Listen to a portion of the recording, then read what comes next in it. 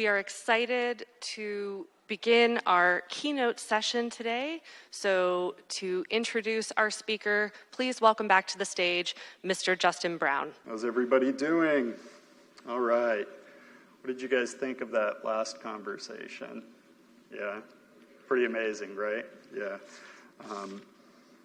Jim Clifton is quite an impressive individual, and again, I think when you look at how long he was the CEO behind Gallup, and I think when you put that in perspective of and especially if you're in the policy space, how many Gallup polls have you seen, right? How revered is the branding of Gallup, and how trusted is it? And that's a lot to be said for somebody who's run an organization for such a long period of time and is still involved. So glad you guys got to be here and participate in that. And I know you had to wake up early to make it happen, but I certainly appreciate that you all did. Our next guest is also incredibly impressive. She was sworn in as the Assistant Secretary for Human Resources on June 23rd, 2021. In this position, she leads development and oversight of human capital strategies, policies, and practices while managing the Department of VA's preparedness, law enforcement, and security capabilities for the nearly 400,000 VA employees, including 6,000 human resources professionals and 4,000 law enforcement professionals across the nation.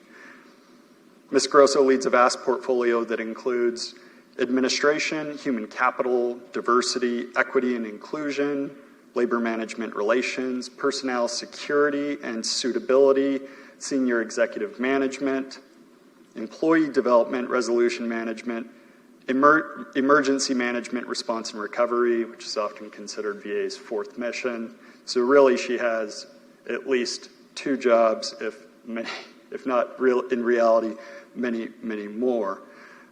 She served 32 years in the United States Air Force before retiring at the rank of Lieutenant General from the position of Deputy Chief of Staff, Manpower, Personnel, and Services, where she served as the U.S. Air Force Chief Human Capital Officer, Chairman of the Army and Air Force Exchange Services Board of Directors, and many, many more accolades. She's incredibly impressive, and we're lucky to have you. Please welcome to the stage Assistant Secretary for Human Resources and Administration Operations, Security and Preparedness, too many jobs, Ms. Gina Grosso.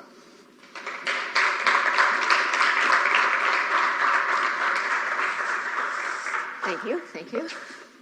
Well, good morning, everybody. How are you? I have to say, it's a real pleasure to be out of the building and to spend time with some actual humans. I literally am in my office most days by myself.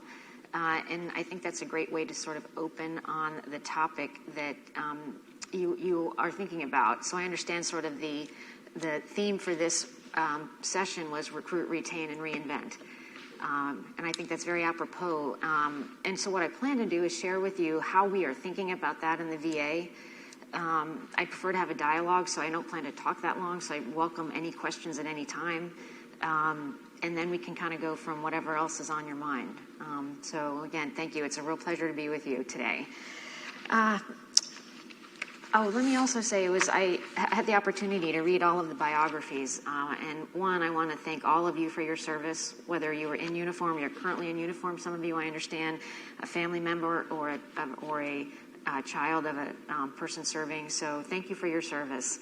One of the things that brought me back to the VA, I had spent a couple years in the private sector when I retired, and I worked with great people, but the mission was not what I wanted to be doing. And so I had this great opportunity to come over to the VA, which I feel very blessed for, because I think as I've gotten older, I want to spend my time doing things that matter. And taking care of the veterans in this country is really important. There's so few people that serve that they deserve the best that we can give them in this country. So thank you for your service. And it's a real privilege for me to be in the VA doing my small part to help the VA take care of all of the veterans in the United States and outside the United States. I think we're in a good place, but we can always get better. So we always welcome feedback. So thank you for sharing some time with me today. As we've thought about how the VA is going to transition to this work, we call it workforce of the future, and there's a lot of policy guidance coming from OPM.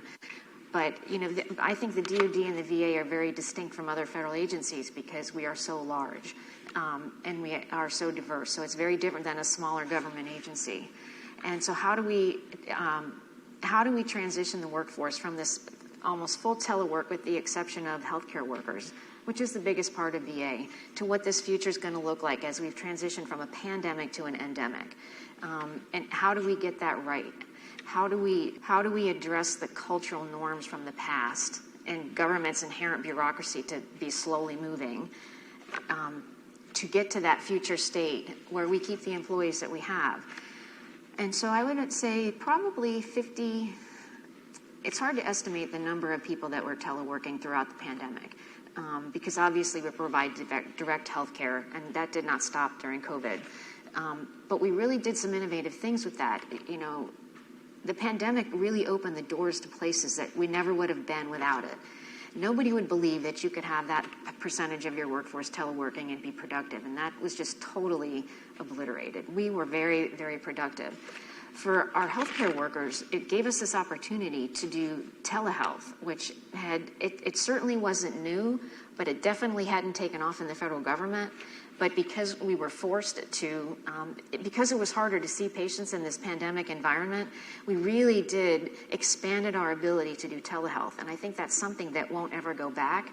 And so as we have veterans in particular in rural areas, it's a real way to get them better health care with providers. And we've found that once we help them be comfortable with the technology, they actually come to prefer it. And so as we switch to this endemic, how do we take all that good and keep that in place as we try to bring people back into the healthcare system? And how do we do that safely? And how do we attract people? So to your themes this week, when you think about recruiting, the healthcare sector is incredibly competitive, and we compete with all of the hospital systems around the country. You may have seen, we just have got our new leader for the Veterans Health Administration. We're really thrilled to have him. He started Monday. He's coming from the private sector. He ran a hospital system there. His salary was $800,000 plus. There's just no way we're going to match that salary. We do have a lot of salary authorities that I wasn't aware of, so we do the best we can, but in the federal government, you can't get paid more than the president. So we're never going to get to that $800,000. So we have to have a workplace that people want to be in, and that they have their purpose is met, and that they have an environment that they can thrive in, they feel included, and that they can contribute. And so we have to be able to recruit them, and that's going to be a huge challenge for us. We're waiting to hear, hopefully this week, the passage of the Pact Act. And if someone already talked to you about that, I won't belabor it. So we are really excited about that. We're pretty confident it's going to pass. We think it will add somewhere, it's possible, between probably 3.2 million and 3.8 million. We don't have the number exact yet of additional veterans getting care for toxic exposure, which really happens once in a lifetime. So it's another thing I'm so excited to be a part of. And we don't know how many of that, I'll say 3.5 million is already getting care from the VA, but if you can imagine, right now we have about 9 million veterans that we take care of, so you're getting a 1/3 increase at the snap of a finger. And so right now we are very much in the planning phase so that we can be successful, which again, we hope it's going to pass imminently in the next, hopefully this week, and the president will sign it. And it starts with hiring people. So we've got to hire the workforce so that they can hire the rest of the workforce so that we can be successful implementing. So again, it all gets back to rethinking the way we operate in the workplace. We have found that when we decided it was a pandemic to an endemic, when we talked to the workforce, the bottom line was that people that were teleworking were not that interested in coming back.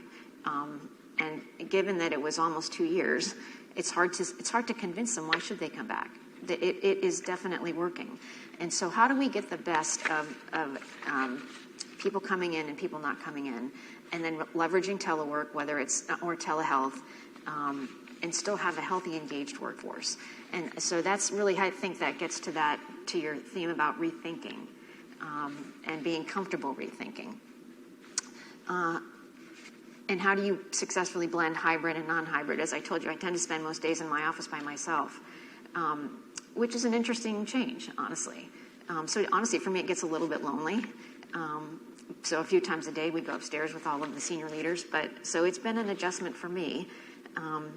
But I believe it's the right thing to do. And I don't know if you've got some experience from your workplaces on how you adapt to doing things differently.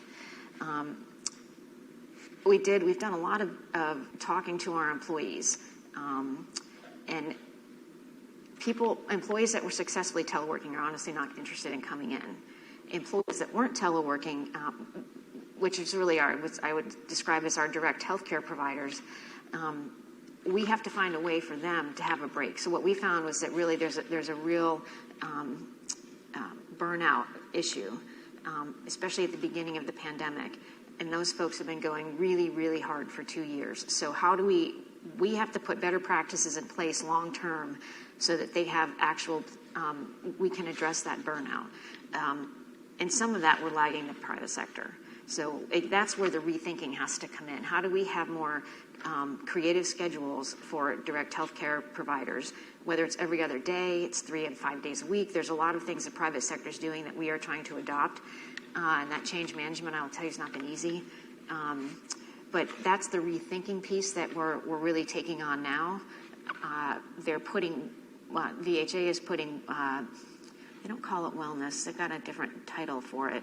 But maybe it is chief wellness person. They're going to put that in each medical center, where there's about 145 medical centers in the VA, so that we can be very cognizant and more agile as our workforce gets stressed at that point of care. And whether it's literally taking some rooms and putting meditation chairs in, talking about, they've done a lot of work on programs that actually help people de-stress, which is going to be different for each person, but some of it's even like virtual fitness. There's a whole host of things that we're doing so that as we go forward, we keep this precious workforce that we have, because we know it's going to be very hard they're very hard to replace, frankly. And not only that, they've been through a lot, and we really want to value that and let them know that they are valued. Some of the things that we learned from as we've tried to transition to this endemic and really from the pandemic, there's really no negatives. The only thing as you go into your places and you think about what technology do you need. So when we actually have 420,000 employees right now. So if you just think half of them are going to telework, you have to have a lot of IT capability. So you've got to buy the laptops. You've got to have people that can, in your IT world, that can set them up and have a call center that can answer all the questions they have. And we found that we didn't do that fast enough. And you've got to, as a business, you've got to have money set aside to do it. So I think that is really we've written a lot of policies. The other thing is the federal government, again, we're hoping we get some pay reform. There's some bureaucracy in the government that makes it hard. So all the people that live in D.C. that are now teleworking, we'll just say from Cincinnati, they will lose locality pay for D.C., which it makes no sense to me. Because if this job's in D.C. and I'm going to pay the person living in D.C., let's say $100,000, if it's a telework position and they choose to live someplace else, why would I pay them less? When you think about budgeting, I'm budgeting for a $100,000 person. So, and people want that salary is important to them. And so when they can remote work, they didn't come to us because they wanted a salary of $70,000. They came to us because the salary mattered. And the private sector, again, is way ahead of us on this. So the private sector's not, dinging people because they're not showing up at the work site, even though they're doing great work. So there's some things that we are still tackling from a rules perspective that, again, I think you have to somebody in the federal government's got to lead the way. And so I think that's one of the benefits of being in the VA. We're big enough that I think we can help lead, it helps us lead the way. I think that's most of what I was going to share with you.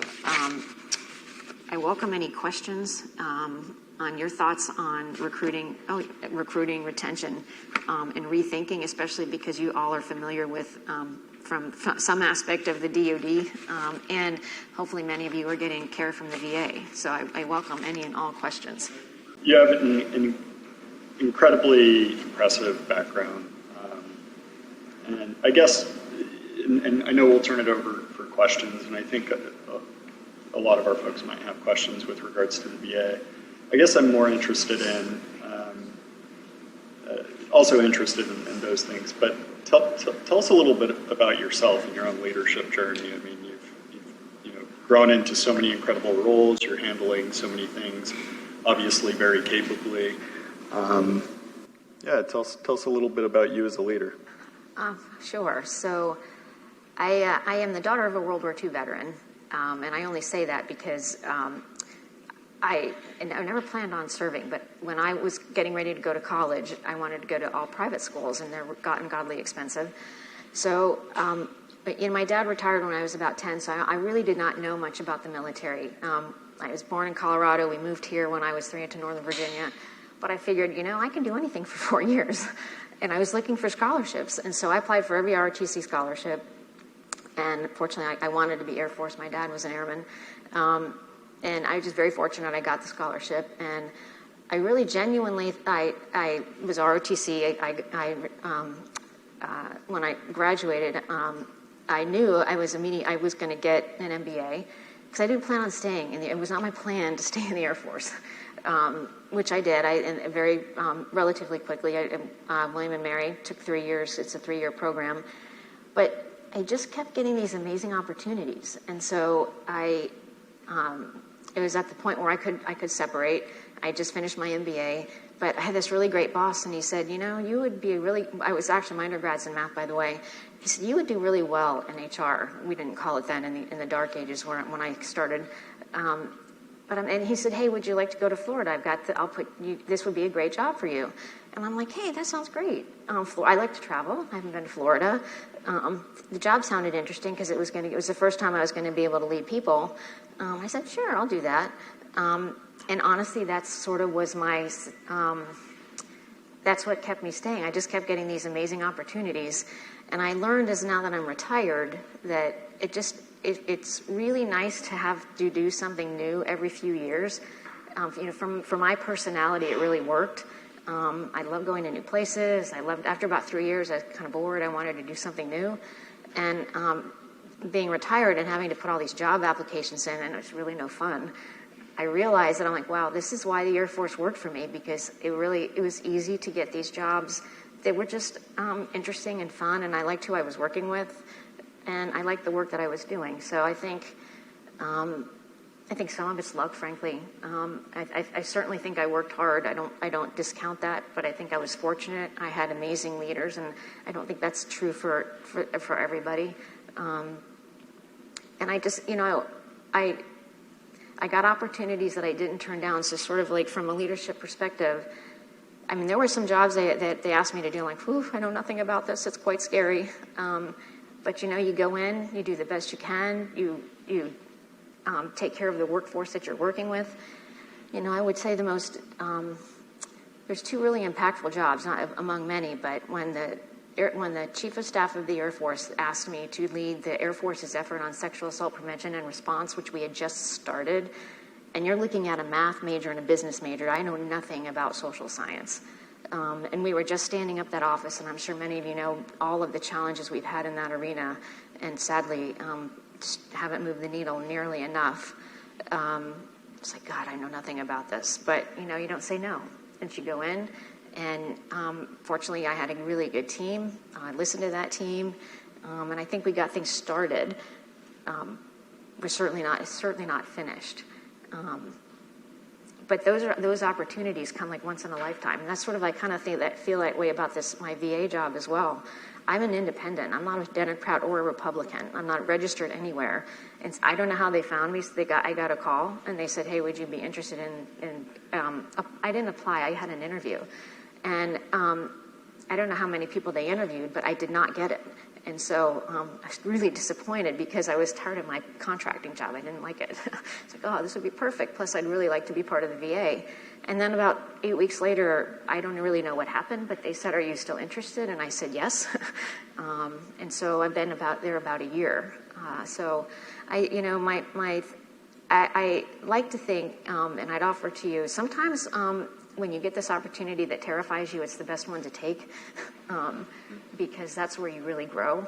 And I think if you are respectful and with the people that work around you, and inclusive, which I don't take for granted either, I think you'll always be successful. I think there's just some barriers that people have that even today are disappointing to me, and in fact, I think it's getting worse, not better. My last observation I'll share is that I think it was easier to be a woman in 1986 when I graduated from college. I never experienced what I think I see people experiencing today. So I think the advent of social media and the way we communicate today, I think it's just much harder for young people being barraged with negative messaging than when I grew up. I mean, and some of the advantages of being older is my upbringing was very different just because I lived in a different time and we didn't have this technology that bombards you with messaging, whether it's good or it's bad. So it's kind of scary to me, honestly, to be at this age and watch what's happening, and how it just seems the disrespect of humans has just gotten worse, not better.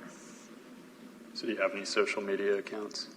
I do, but I don't. I tend to not. I don't post myself when I don't have time to. I'm not good at that. But I do it so I can kind of keep in touch with my friends. So. Yeah. Well, what's funny about that is even people that I think are good at it don't think that they're good at it. So I feel like it's overall like kind of a demeaning process in many ways, unfortunately. Yeah, and it's time consuming. I'd much rather talk to somebody if I had the opportunity.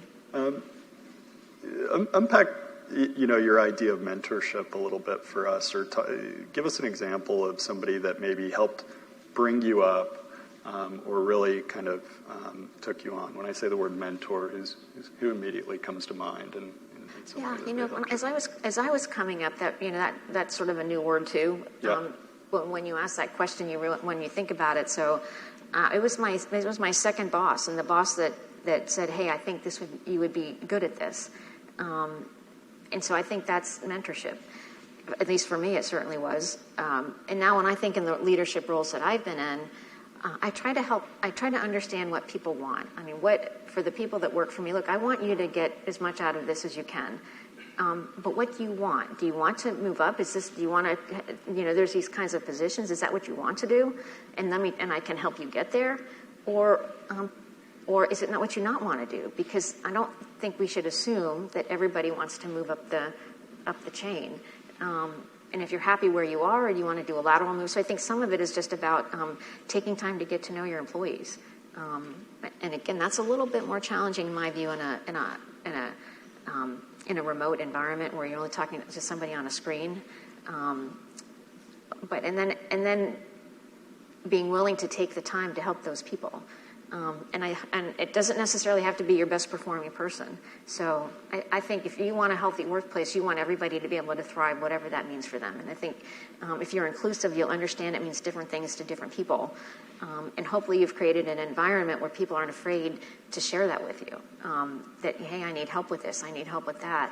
And that, I guess it's this idea of servant leadership, which I think is kind of a buzzword now, but Sure.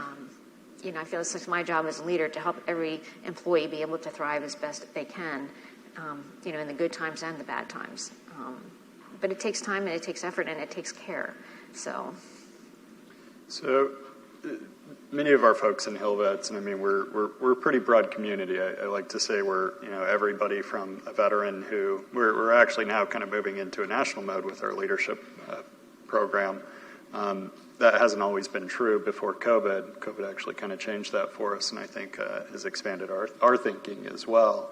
But prior to that, we were very much DC oriented, and still majority are.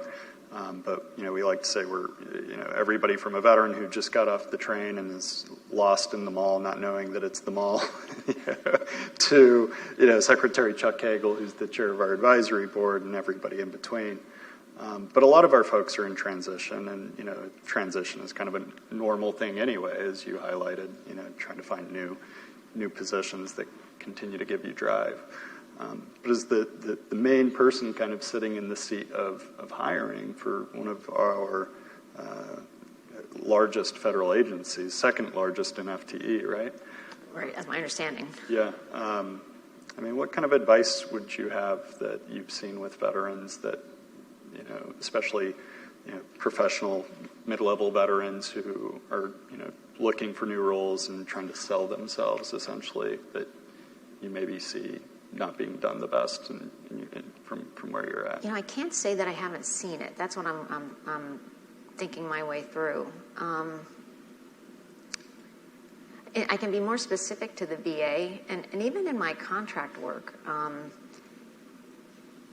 you're in the era we're in, it's a very tight labor market. So really, you have a lot of, you and your peers, you have a lot of power in the hiring process. And the VA in particular, we have so many people to hire. If you're interested, it would shock me that we can't get you on board. I think we just hired 2,000 more people in the benefits administration, because the door opens at the benefits administration, and we're going to hire 2,000 more, and we train you. So I think the key to any job interview, though, is just to be yourself. Be yourself, but also do your homework. So understand whether it's a company or the federal government. Understand what they do as much as you can from all the access you have information to, so that you appear to care that you want the job because you've done some looking at it and this is why you think you'd fit in. But then be yourself. And if you don't get the job, don't worry about it. I learned that early on, very early on, and I don't know why this was a big deal to me. And when I look back on it, but I applied to 5 colleges, and the one I really wanted to go to, I did not get in. And at the brilliant age of 16 or 17, I told my parents I wasn't going to college, and I wasn't kidding at the time. It was a big deal because my dad again was a World War II veteran. He went to college after he flew in World War II. My mother we're Italian immigrants. She was the first one that went to college, so I was going. So they took me to this counselor down in D.C., and I don't know who he was. And he looked at all my transcripts and said, I think you'd be a good fit at Carnegie Mellon. Never heard of it. And I went, and my whole intent was to leave my first year to the place I really wanted to go. And I thought, it was a great experience. And I was probably meant to be there. And after that, I just, things happen for a reason. There's nothing catastrophic. So I just don't get, I was disappointed I didn't get the job at the VA just because I was really looking forward to it. But, I feel like I did the best I could. This is who I am. This is how I would think. And then, lo and behold, 8 weeks later, and I think what happened, the person that they selected didn't realize this job's a tough job.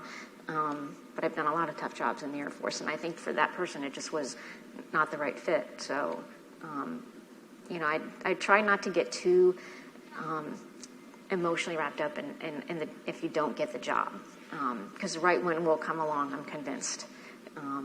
And it's like this contracting job. It was interesting, and the people were great. But I just knew after a year and a half, I don't like this work. And even we were doing DOD contracts, but when you're on the other side, it's sort of like you're an alien. I'm like, wait a minute, I've served 32 years. I was an airman. What do you mean? I'm like, so it didn't work for me. And so there's always going to be other opportunities. I know that's easy for me to say, but there will be. And then you'll get that right fit. And it's okay if it's not a right fit and you want to do something else, that's okay too. But I think when the fit comes in, it has a lot to do with the leadership too. Well, thank you, Secretary Grosso. And let's open it up. Good morning. Good morning. So first, a quick comment. You mentioned social media, and yesterday you guys showed us your happiness ratings. The first thing I thought because it started around 2011 and just kept going down. The first thing I thought was, I think that's from social media.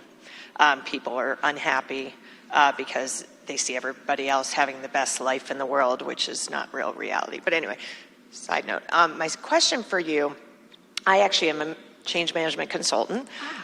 So I deal with your card. the national security specifically. In fact, we're working with Air Force, a couple of projects right now. When you're trying to change culture, which has been a theme throughout the last day and a half, there's several factors you need, right? You need leadership to model that. You need them to reinforce it with stories and rituals and the why behind the change and all that greatness. You also need awarding, giving awards, whatever, reinforcing. But you also need to change the way people are evaluated for promotions, evaluated for their getting hired, and evaluated for their performance development as far as their ratings each year. However, what I've found, Air Force, I'm doing this right now with an Air Force client, they said, hey, we have no control over that. We can't add the factors of cultural. So if two candidates are equal, but one demonstrates inclusivity, encourages risk-taking, is compassionate, whatever those cultural values that you want leadership are enforcing, they can't add that to the evaluation. That's out of their hands. That's big Air Force. So how do you change when you are trying to change culture within different organizations within DoD? How do you actually make that change when the HR piece of it, right, is such a separate thing? And so you can't get that third piece of the pie, right, to change behavior through actual performance, rewards or promotions or et cetera. Yeah, I'm processing a lot of what you're saying. Are you talking a military hire or a civilian hire, just so I understand? Military. So looking at your hiring people into the military, are they somebody who's going to be collaborative? Are they somebody who's going to be a team player? Are they somebody that's going to take risks? Are they somebody who's going to be compassionate? Versus we heard a lot in the wellness the other day how some leaders were abusive, almost to some people, and didn't give the compassion when they were having mental challenges, and instead, gave them the opposite effect, right? So how do you change the way when we're looking at a candidate in the recruiting phase to make sure that they actually, hey, is this person going to be that kind of person? Are they going to fit in that culture? As you're promoting someone, should we promote them, or they shouldn't be a leader because they don't exhibit that kind of value? Or we should give this person a bigger raise or a bigger opportunity because they are exhibiting that kind of value? Thank you. That's very helpful. It's been a few years since I've been in the Air Force, but I've been sort of watching the recruiting issues, and you're exactly right. It happens at the point of entry. What's interesting about the military, I think, is probably the only, I don't have any experience with any other entities now that bring everybody in from the bottom and then they grow. And I'm not so sure that model's going to work in the long term for several reasons. But so to your point, if you don't get it right at the front end, it's very hard.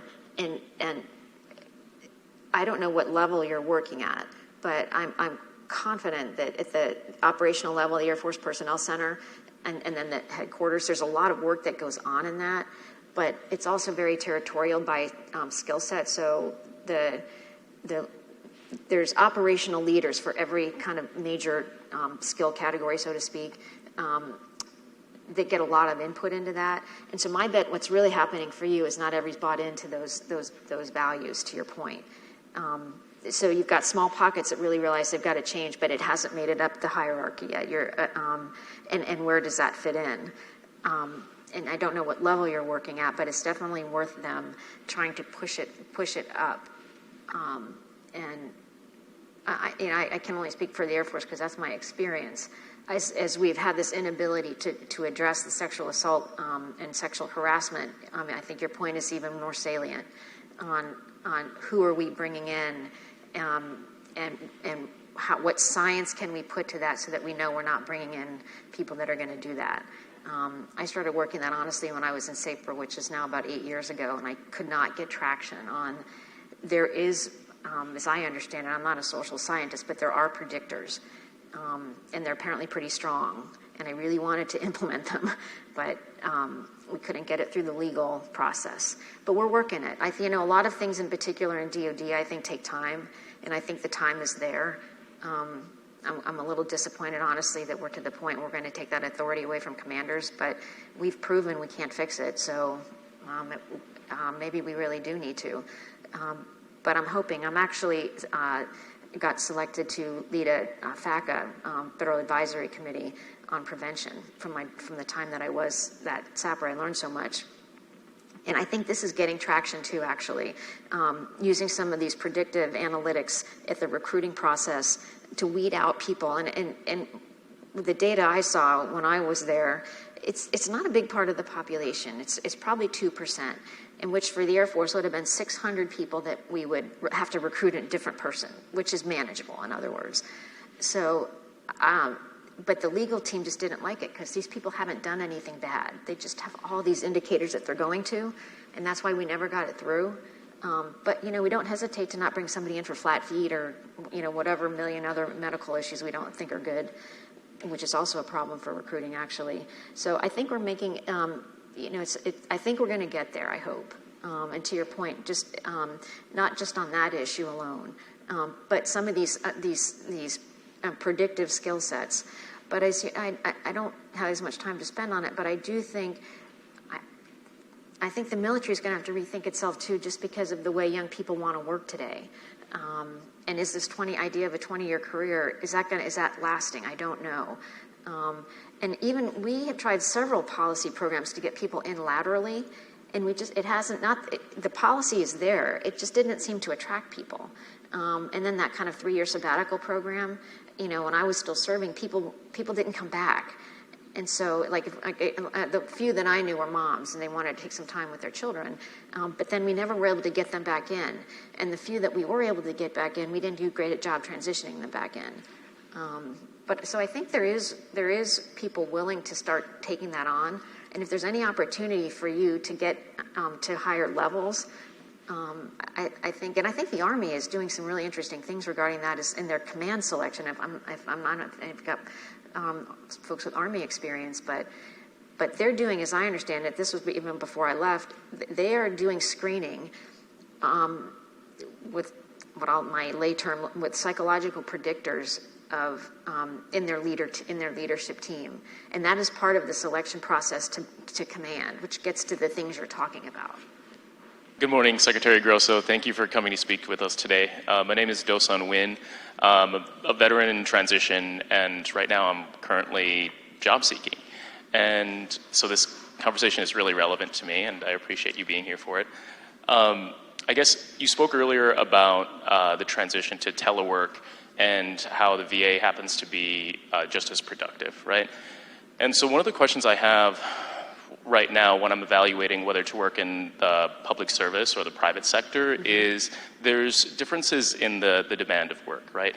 And as far as I know, it seems as if a lot of public service agencies allow you to come in and clock in at 9 a.m. and clock out at 5, and it's very conducive to having a family, and it's great for work-life balance and so incredibly appealing as somebody who values those things. Whereas working in private industry, I'd be expected to answer an email at 10 p.m. And always be on, so to speak, especially with big tech companies or like even small law firms.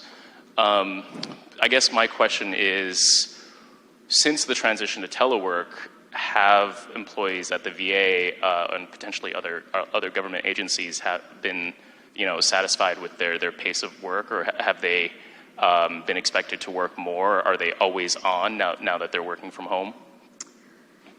Thank you for the question. I want to be careful not to speak to the whole workforce, but I can certainly speak about my workforce. I think this is really a Gen Z thing, which I actually really love. There's really not a start time and an end time. There's work and not work. And I wouldn't say we're totally there yet, but that's where I'd like us to be. And frankly, as old as I am, I kind of prefer that myself. So there's basically 24 hours in a day. Some of those hours I'm going to work because I know these things I have to get done in that 24 hours, and I'm going to do other things that I want, work out, take care of my family. That's when we think hybrid and telework, that's really where we're trying to get the force to go. We got a lot of change management to do to that middle management. But But the other thing with the rule sets for civilian employees, you can't just make people work. That's just, we can't do that, period. So, you have to, it doesn't matter. I'm not telling, I don't need to know what actual, like, don't have to be 9 to 5, but you have to do the 8 hours and between you and your supervisor. And if you're working overtime, you need to clock it and you need to get paid for it. So it's not random, in other words. I do know in the Veterans Benefits Administration, because we always have this backlog in claims, we've been asking employees to do overtime. At one point it was mandatory because we were so far behind, but we're not now. So now it's just totally voluntary. And some people are doing it and some people aren't. But I do think you will have flexibilities. I can certainly speak for the VA, that you do, it's part of that employee engagement. We don't want people to have to trade off between family and work. And it was a transition for me from the DoD too, because unless you're doing direct health care, chances are there's nothing that can't wait. Direct health care is very different. That's a different line of work. But, in the policy shop here, if you write it at 10 a.m. or 10 p.m., I don't care. If I can get it, and if you need more time, typically that's okay too. And I think that's a huge benefit of the government work. So we'd love to have you. If you give me your resume, I would love to hire you. We really do. We need talented people, seriously, across every sector. So it's wonderful. Thank you, ma'am, for joining us today. As I mentioned in the green room, I'm Nick Marak, one of the proteges as part of this HillVets lead program this year. My question is, also I wanted to talk briefly about social media and Gen Zers. My undergrads are really funny about it. I like to refer to my computer screen as my work screen, my phone as my distraction screen, and then the TV in the evening is my award screen. So I'm starting to compartmentalize different screens in my household so that I can be productive. Regarding social science work and understanding the needs of their workforce and also how we understand the veteran community coming out of the military, what sort of collaborative work is currently going on between the DoD and the VA? Yesterday, during one of the panels, Senator Tillis had mentioned how he loves data, and particularly predictive analytical data. But right now, for instance, there's no data documenting the LGBTQ community in the military, specifically regarding gender identity. The DoD still uses the antiquated male and female dichotomy. So how can we ensure through research and hire these social scientists necessary to do the responsible research to understand this community so that they receive the benefits that they're entitled to? Thank you. That's a fabulous question. And I give full credit to Secretary McDonough, who is just amazing. I'm so fortunate to work for him. He is leading the way on, to your point, doing a better job of letting veterans share who they are. And so I think that the software changes have all been done. Because I know from an employee perspective, when I go into the gal, I can say she, her. I can define myself however I see myself, in both terms of gender and if you choose your sexual preference, you can now do that as an employee. And I'm almost certain every veteran can do that too. We had Cerner on yesterday, Cerner Oracle on yesterday, and I've heard that question asked of them as well, and that's been also built into the EHRA. And I'll get you the answer. I'm pretty sure that we've done it on the veteran side as well. So I think you can go into my VA and you can describe yourself. You literally can, and what I don't remember if it's drop down or you type it in, but we're really, to your point, trying to be more inclusive and having veterans be their true self, however you choose to share it. And it's not going to be us dictating what your gender is or your sexual preference is. And it's voluntary. So if you're not comfortable doing it, that's okay. And if you're comfortable doing it, that's okay too. So I think we're not where we want to be yet, but I think we're finally moving in the right direction. And really that was because we had the leader that was willing to take that on. So we've got a really good LGBTQI, I'm trying to remember the right nomenclature, it's so different. It's not an employee resource group, but it's another version of that. led by a great VA employee that's LGBTQ, and he's really helping us kind of understand the challenges they have so that we can address them. And I can be happy to connect you to him. He'd love to have more support. So we're working to get him resourcing for that group. We have multiple minority, different kinds of groups like that. So we're trying to do a much better job of understanding how we can be much more inclusive to that group. Thank you, Nick. Thank you. I think I actually met him. He came to Georgetown when I queered Veterans Day that day. So I would appreciate that. But as far as policy and like regarding data analysis, how much influence does the VA have on what the DoD does? Oh, what the DoD does. I don't think we have any direct influence, but we certainly have peer influence, and we do have good relationships. I think they're healthy. I don't know, I can't speak for the past, but we do have healthy relationships with DoD in particular as we're working both on the benefit side to have automatic transfer of your records. That will happen probably in the next year. So, and even I had to you get your copy of all your records and then you bring it into us. That we're working the technology because as you mentioned, Cerner's the same company that has the DoD systems, which is bought by Oracle now, but we have the same systems. And so we're working to try to eventually get those all electronically, so it's much easier for the veteran, which as you transition from in uniform to veteran status, you don't have to bring all this paperwork with you. It'll go automatically, which would hopefully it'll help us get your adjudication faster. And what you'll see too is many more presumptives. When the Pact Act passes, you'll see these presumptives too that will make it easier. It means that if you have these medical conditions, it's presumed that you are entitled to these benefits. And so that speeds up the process as well. So I think it's moving, and I think there is I can't speak for the past, but there is a relationship there. But the DoD is the DoD, and having come from the DoD, is the biggest dog in the pound. It has the weight to sort of do what it wants, but. I do think that they have a vested interest in veteran and military members separating and doing well beyond separation, and we do partner with them in a very healthy way. Hi, thank you so much for joining us, ma'am. My name is Lindsay Shiro. I'm one of the proteges here at HillVets. I wanted to speak to you more about your work in the Sexual Assault Prevention Task Force. I volunteer as a sexual assault survivor advocate, as a survivor myself, and so I'd love to know, you said your work wasn't quite done. There was still a lot that needs to be done.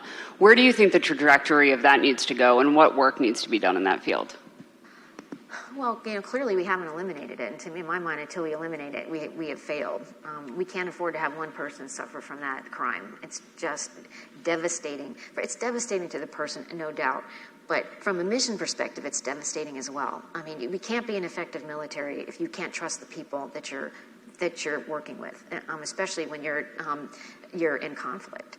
So, what's disappointing to me is we have been working this. I mean, I'm much more familiar with the Air Force, but really since 2001, the Air Force Academy and things that were happening, and we just have, and we have tried. We have some of the best social scientists helping us. We've done a lot of bystander intervention training, which for me was very enlightening. I mean, I didn't have those skills. That training was very helpful. But we haven't been able to stop the crime. So, some people will argue that more people are telling us there's not more crime, but the every other year survey the DoD is doing, that data doesn't match. That's just not correct. And so I do think it gets to your point. We are bringing in people, this is a personal view, just to be clear, that shouldn't be joining, that we know they have these predilections and they're devastating to the mission, yet we keep bringing them in. And then the other observation I've just seen in real life is, and they're so hard to prosecute. So, I don't know if we need changes to the legal system, but I had two people that worked for me, and they went through the entire process of the court-martial, and they didn't win. And it's disgraceful. It was heartbreaking. It's just so hard to prove. So it just seems like legally, it's still, the tie is going to the perpetrator, not the sufferer. So it's still very troubling to me. I wish I had better answers. But we can't quit. So we must keep going. And that's why I think we might finally get traction on these predictors that, with all social scientists, I'm not a social scientist, but these are some of the best in the country, and they are strong predictors, and it's based on a lot of data. So I personally would not bring them in. But you're going to make me bring them in. I want to do some prevention. I want to know who they are, and I want to confidentially help them understand that you have a preponderance to do this, and I'm saying this, like from a layperson, and I want to help you not do it. And because who knows, I don't know, it could have hit something in their background. The other thing that we were doing, I think the Air Force, I haven't been able to, I don't know how it's going, but we also know that individuals that have already experienced sexual violence are more, at least at the time when I saw the data, 6 times more likely to be to re-experience it. And so we were already doing work in the Air Force at the basic training to identify those people confidentially and start helping them not be re-victimized, and not that it was ever their fault. But the science kind of tells you that they don't have, the term I use is spidey sense. They don't, for whatever reason, because they've already been victimized, their brain does not recognize danger.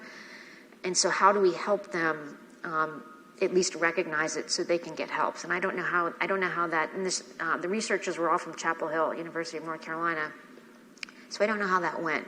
But, we want to keep people from being re-victimized. I think we need a better legal system, and we should not bring in perpetrators. That would be my top 3, honestly. Thank you for the question, Lindsay. And we've had a lot of advocates pass through our LEAD program who are super zeroed in on this topic, and I think we'll continue to press Congress for additional action, which me as an advocate certainly think needs to happen, and also believe Congress kind of came up short this year with regards to some of those actions, but I anticipate Senator Gillibrand and many others will continue to hopefully move forward, and this has been an issue for far too long, as I think we're all in violent agreement, and we really need to, I think, hold people accountable, and really eliminate this side of military service. Exactly. It's terribly unfortunate. Good morning, ma'am. John Myers, active duty Air Force, go by Puddles. I had a question related to medical marijuana and the conversations / opinions that are going on inside your building. I understand the Schedule 1 nature and how that could prevent some conversations, but what is the current mood in the VA as it pertains to medical marijuana for, we'll say, veterans only, not active duty? Over. So as a treatment, is that what you're asking me? Correct. Maybe for pain mitigation, things of that nature, but any of the prescribed natures of medical marijuana. I honestly don't know. I can get you, I can tell you in my year that it's not an issue that's come up, but I'm not in the medical profession. But I'll be happy to talk to the medics and kind of docs and see, what the VA stance is on that. We tend to follow federal policy, so I don't know what the federal policy is. I can tell you we've been inundated. Literally hundreds from Congress on abortion. What do we do? How do we do it? They're overwhelmed with, and the nuances matter. And it's another really unfortunate, because even though we try to tell the healthcare providers this is what you can and can't do, there's this great fear, because it's not clear. And so, they have licensure, and so their practice is suffering. So that's really kind of, it is a huge burden on the healthcare workforce. I haven't heard anything about marijuana, which makes me think that it's not an issue in the sense that if people need it, they get it. But I'll get you a better answer on that. I don't think the secretary anticipated having so many do-outs. But that's all right. No, I think it's good. We're gonna take you up on it. Yeah, totally. Yeah. And I think because my guess is we do, only because typically controversial things like that, I would hear about it if it's not. If it's controversial. So, but I'll make sure we get you a good answer on that. Hi, Secretary. My name's Abigail Van Pelt. I was just wondering, as you talk about the telehealth and everything, how is the VA changing any medical licensing to help kind of bridge the gap between states through telehealth and different programs? So, again, just to be clear, I'm not a doc, but my understanding on telehealth is that because we're the federal government, we are able to do health across state lines, which is a huge benefit, to your point. So there's I'm not going to get this like technically right, but there's some sort of like federal licensure that allows us to do to provide health care if you're not in the state that you're like, I could be in Virginia and I'm the doctor and the person I'm helping is in Pennsylvania.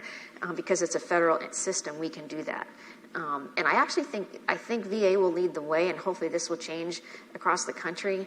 You know, the real challenge that VA has in care is rural care, because you know, we don't attract doctors there, frankly, and there's a real absence of healthcare in those areas to begin with, and so that's where telehealth could really help.